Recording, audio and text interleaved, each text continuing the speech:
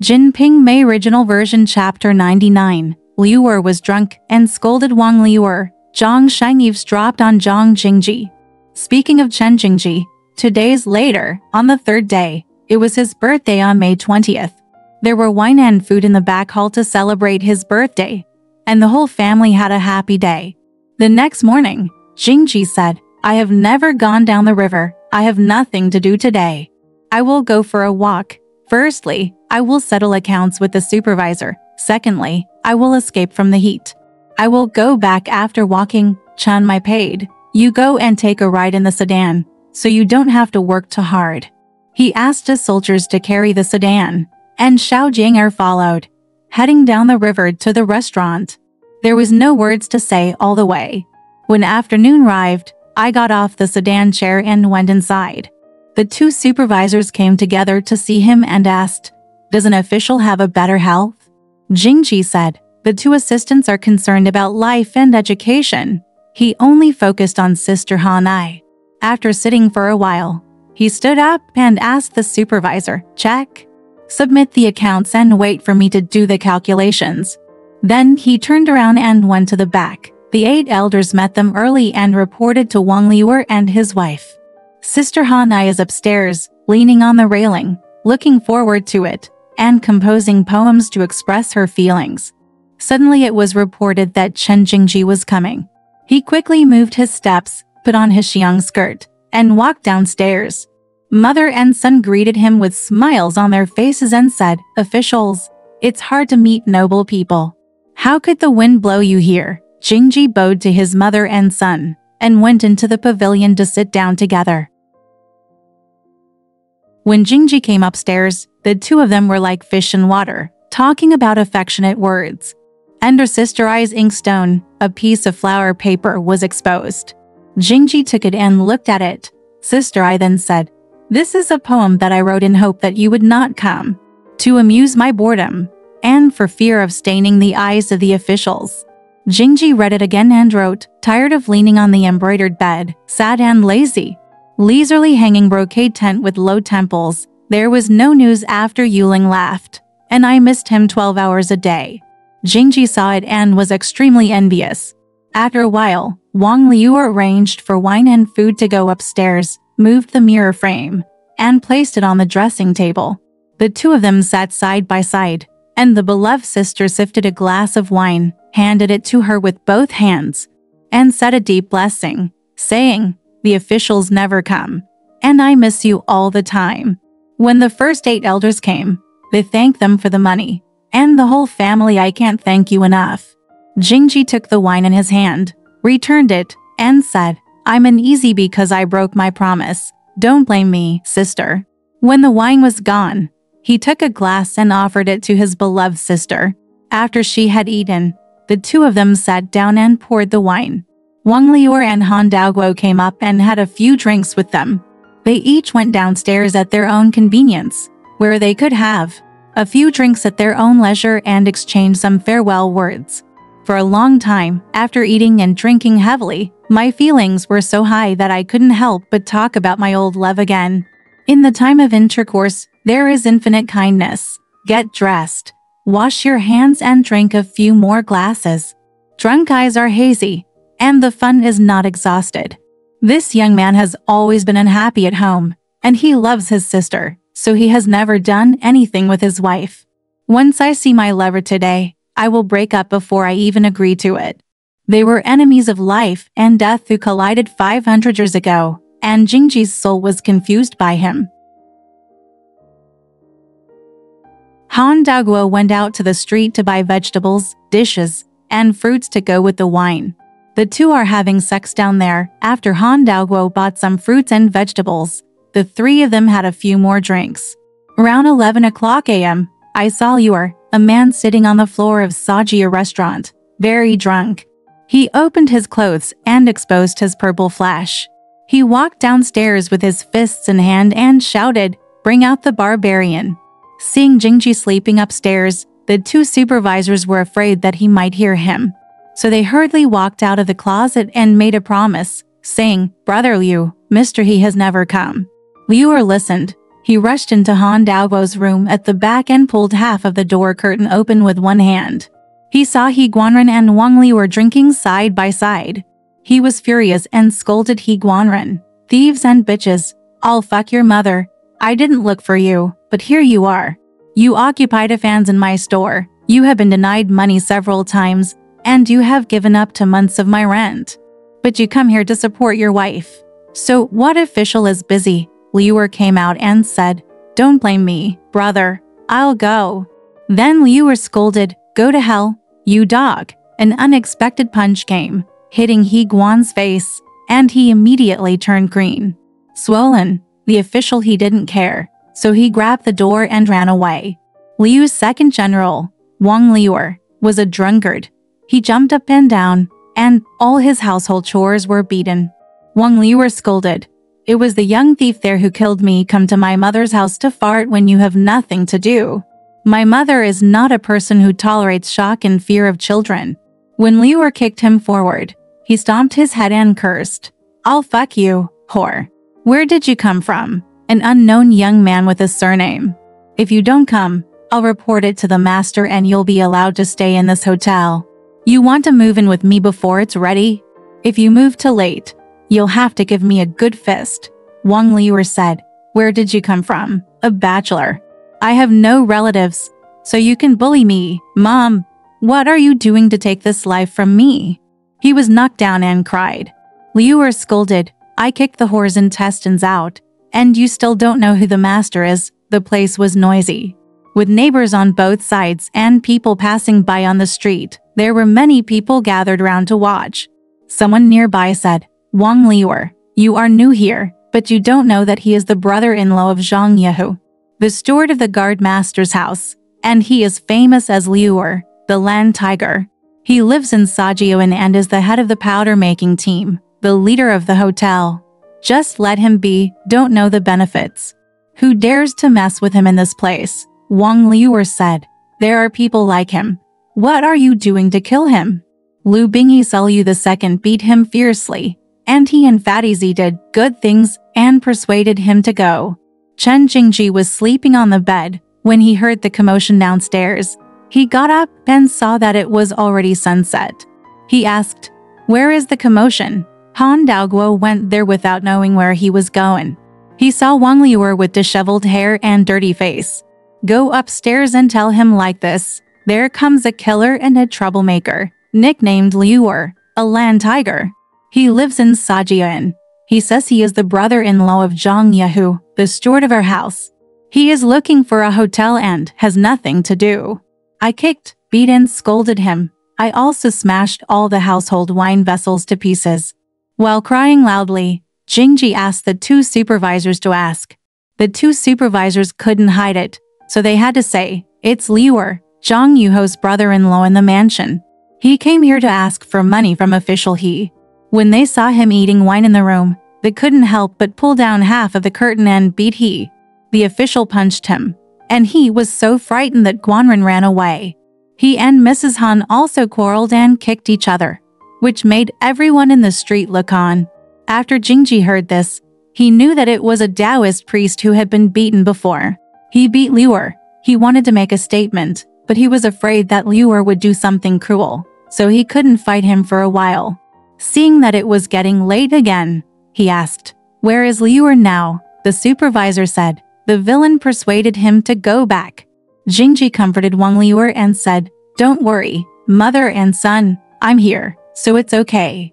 It's a matter. Your mother and son can just live here, and I can take care of things when I go home." The supervisor calculated the interest and money and handed it to him, then got on the sedan chair and followed him. As soon as I rushed into the city, it was already dark and I was very upset. I met Chunmai when I got home, paid the interest and put it into the room. A night without words. The next day, I was thinking about telling Chunmai. And then I thought, hang on, while I slowly find out a few flaws about Zhang Shang, I will tell my sister to tell the master and kill him. I can't bear this guy. He deceived me several times and dared to say that he had found me. He knew my true origin and could not control me. Exactly. This is how revenge should be repaid. Opportunities meet Mo Yuan too. It takes no effort to get there even if you wear iron shoes. One day, Jingji came to the Hexia Hotel, met Sister Ai, mother and son, and said, "We are surprised." Then he asked Manager Lu, "Has Liu ever walked around?" Manager Lu said, "Since that day, he has never come back." Then he asked Sister Han Ai, "Then why the official didn't come to walk?" Said Sister Ai, "I didn't come here either." After Jingji finished his meal and settled the accounts, he inevitably went upstairs to Sister Ai again. The two had a heart-to-heart talk, and after they finished talking, they came out for a while.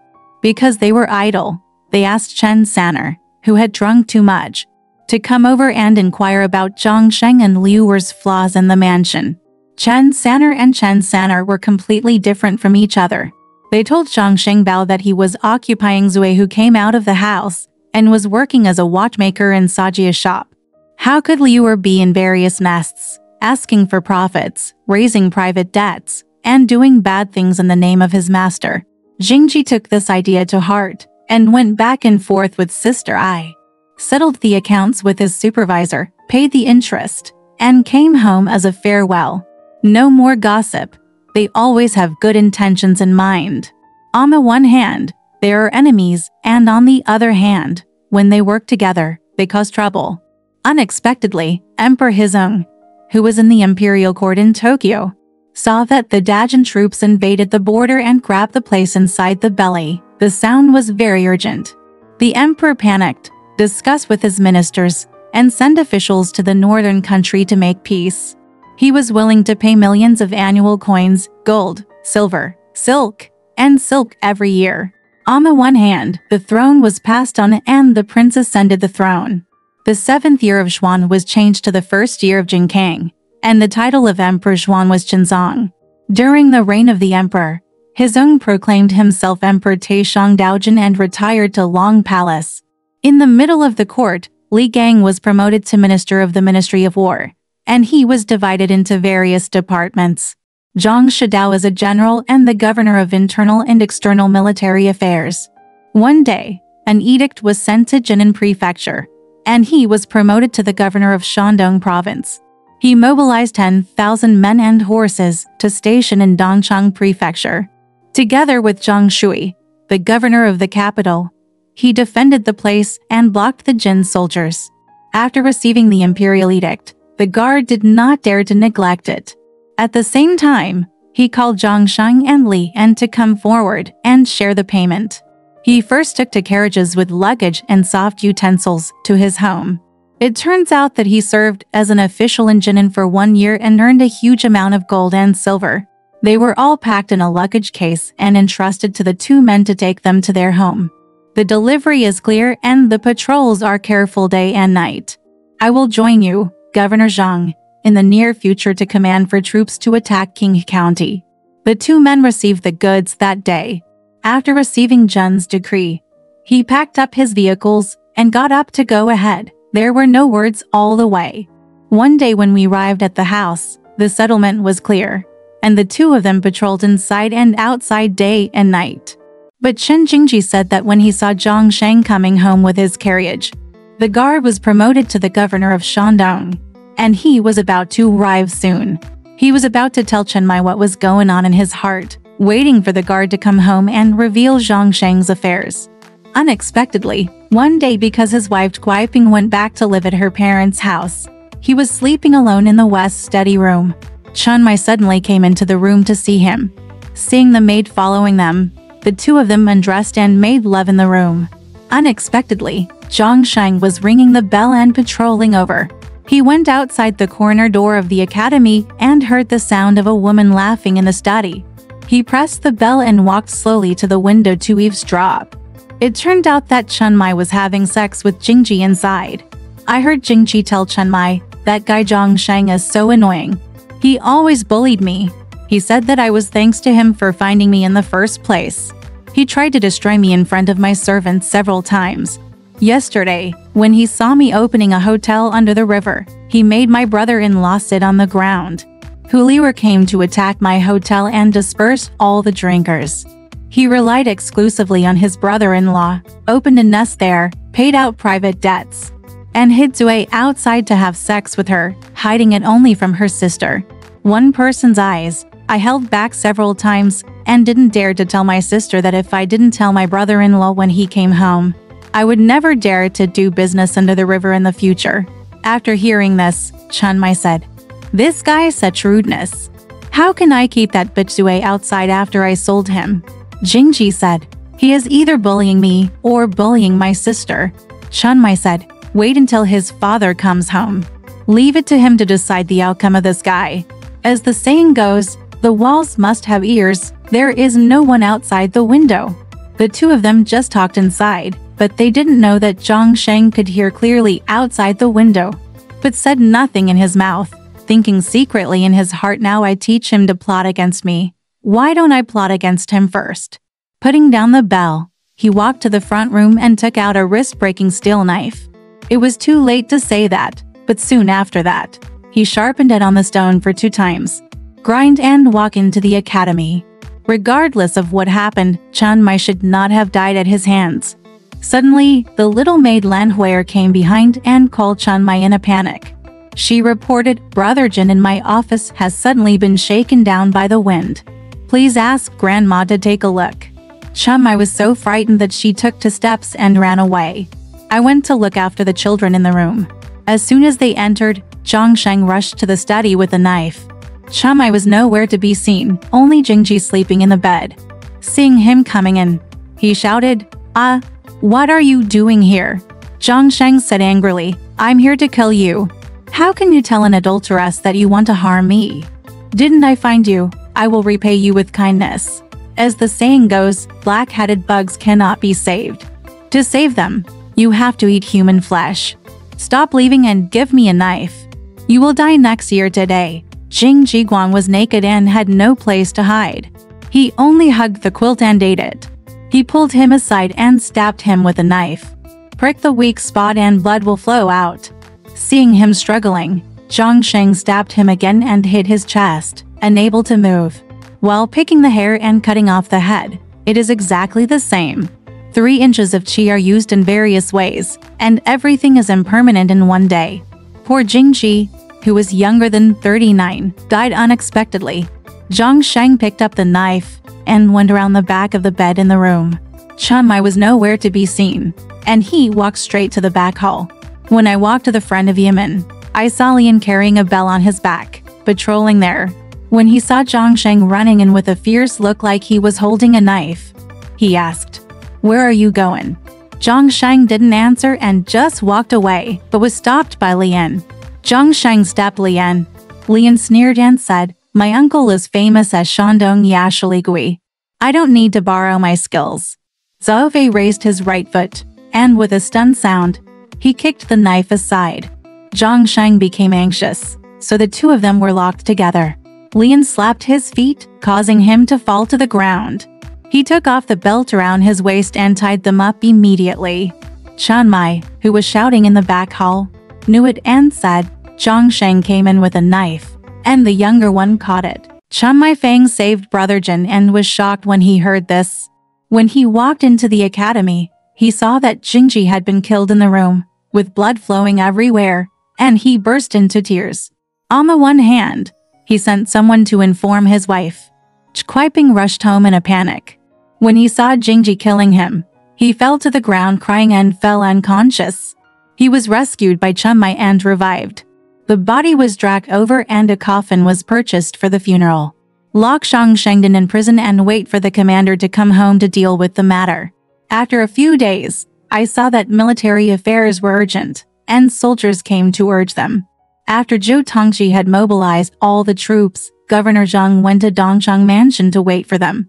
After taking control, JinPingMei talked about killing Jingji.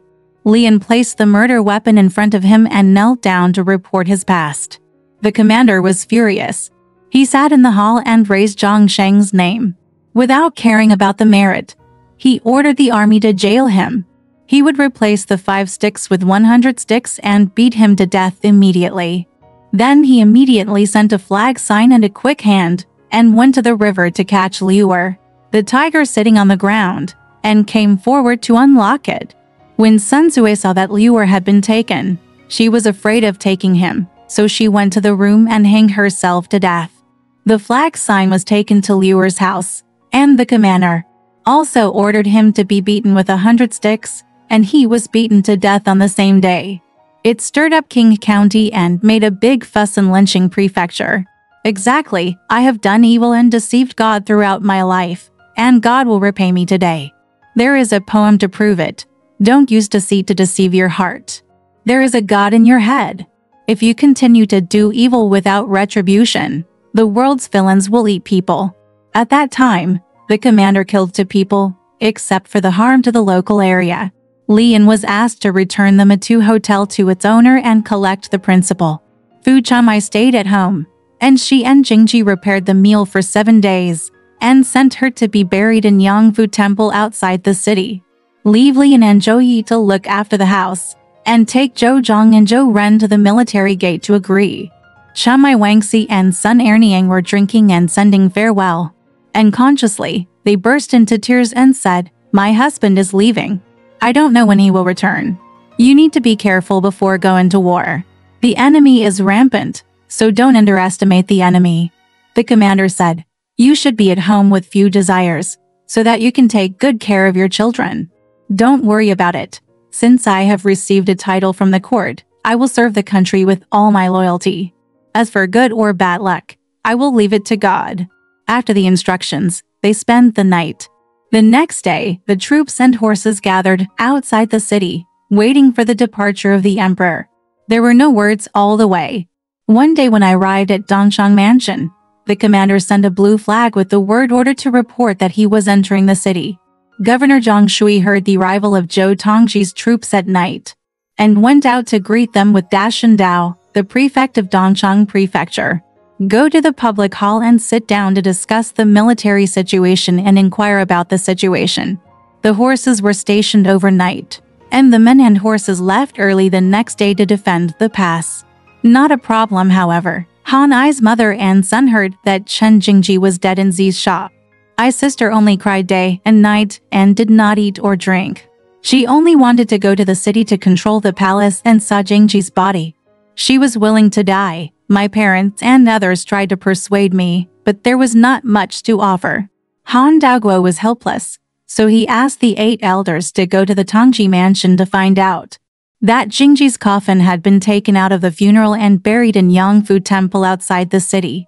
The 8 elders came and answered, "Sister, I wanted to go to his grave to burn paper, cry and have friendship with him. Parents have to rely on him." I hired a sedan and went to Yangfu Temple to ask where the elder was buried. The elder ordered the novice to lead him to the back of the temple, where there was a new grave. Sister Hanai got off the sedan chair, lit a paper bag in front of the grave, said blessings, and shouted, "My dear brother, I really hope to live together with you until old age. Who wants to die today?" She burst into tears and cried. He fainted, hit his head on the ground, and died. Han Daoguo and Wang Li were panicked and stepped forward to help. They called their sister, but the call was not answered, and they became even more panicked. Unexpectedly, that day was the 3rd day of the burial. Chanmei and his wife Kuai-ping sat into sedans, followed by 3 animals and sacrifices, and came to warm his tomb and burn paper. He saw a young woman, dressed in plain clothes and wearing a filial piety bun, falling to the ground crying. A man and a middle-aged woman hugged him and helped him up. They fell down again and fell unconscious. They were shocked, asking where the man was from. The Han Daoguo couple bowed forward and told them their past. "This is my girl, Sister Han Ai." As soon as Chanmei heard the name of Sister Ai, she remembered the celebration in Simon in the past. "We met at home and recognized Wang Liuer again." Han Daoguoxi came out of Kai Mansion in Tokyo and said, "The girl once had an acquaintance with Chen Guanren, but she died unexpectedly. He just wanted to come to the grave to see him and burn paper money, but he didn't want to come here and cried again." After the 2 rescued her for half a day, the beloved sister vomited sticky phlegm and just regained consciousness. She was still choked and unable to cry. He burst into tears and kowtowed for times with Chanmei and Kuai-ping while inserting candles, and said, "Although I am a close couple with you, He and I have made an alliance and vowed to each other. Their love is deep and profound, and we really hope for peace. He lived in harmony until old age, but God would not follow his wishes. Once he died first, the slave would be left with his breasts on the ground. In Japan, he had a wooling handkerchief with the slave, and there were 4 lines of love poems on it. He knew that there was a sister in the house. I'm willing to be a child, but if you don't believe it, he took out Wuling's handkerchief from his sleeve and wrote 4 lines of poetry on it. JinPingMei and JinPingMei read it. The poem goes, Wuling's handkerchief is woven with back patterns, and Sahan's ink is fresh. I send my love to the 5th sister Han, and I will forever be in love with Luan Feng for 100 years. Sister, I said, I also have a small mandarin duck brocade pouch that I carry with me. Both sides are buttoned and embroidered with lotuses with double heads. And each lotus petal has a word. Send it to your lover Chen Zhen's knees. JinPingMei asked JinPing, why don't you see the sachet? JinPing said, tie it on his trousers, and I will bury him in the coffin. After the sacrifice, he asked his mother and son to serve tea and rice in the temple and persuaded him to eat some. Seeing that it was getting late, Wang Liuer urged him to get up, but he just didn't want to leave. On the other hand, he knelt down with JinPingMei and JinPing and cried, I wish you, slave. He did not return to his parents and lived as a widow with his sister. If I die tomorrow, my soul will be with me. It will be a slave's kindness to him, saying that I am his wife and children. As she spoke, tears welled up in her eyes. JinPing just said nothing. JinPingMei said, my sister, I'm afraid that I won't be able to keep my youth, but I won't miss your good time. Sister, I said, what did Grandma say? As a slave to him, even if you cut off your eyes and nose, you should still keep your integrity and swear that you are no longer worthy of others. He told his parents, your husband and wife go back, and I will go to my house with my grandma and sister. Wang Liuer cried with tears in his eyes, I hope you can support me and my family until we grow old. So I snatched you from the tiger's den and the dragon's pond. The flashback made me money today. Sister, I only said, I won't go. Just leave me alone, and you will find impermanence when you get home. When Han Daguo saw that his daughter was determined not to leave, he and Wang Liuer cried loudly and said goodbye with tears, and went back to the lynching store. This sister Han JinPingMei and JinPing came to the mansion in a sedan. Then Wang Liuer was filled with sorrow along the way, but he couldn't let go of his daughter and cried one after another. Han Daguo was afraid that it would get late, so he hired 2 horses and headed on the road. It's exactly this. Ma Kai is anxious and has a difficult journey, and his body is like a duckweed. Only the moon rises above the Duman Tower, illuminating people from the west and the east. Alright, this part of the story ends here. Want to know what happened next? Let's listen to the breakdown next time.